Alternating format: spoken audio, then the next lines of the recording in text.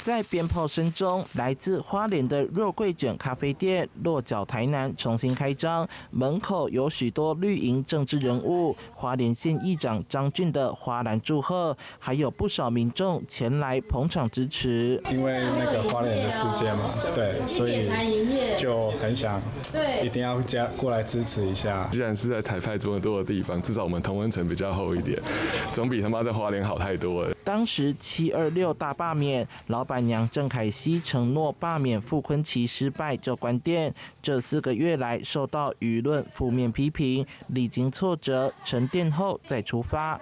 籌備新店期間，很多朋友都是無償幫忙，還有在地的長輩給予鼓勵。也許我之前過去參加社會運動的一些背景，讓大家對我的店可能有一些不同的看法。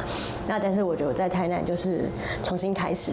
鄭凱西不後悔這樣的表態，說到會來台南的原因，也是老天爺帶他來的。也很神奇，就是我在離開花蓮出來休息的時候，我在台北車站其實有一度猶豫，說下一站要往哪裡走，然後突然間腦海就浮現了4個字：大天後宮。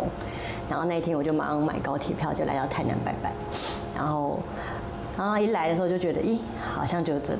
離開故鄉，翻山越嶺來到台南，雖然是在巷弄裡的老宅，但素雅的裝潢和簡潔溫暖的文青氛圍，很適合台南人的步調。尤其是被稱為神級肉桂卷的招牌甜點，相信能征服全唐城市。不過鄭凱西還是希望有一天能夠回到花蓮打拼。記者周懷談的報道。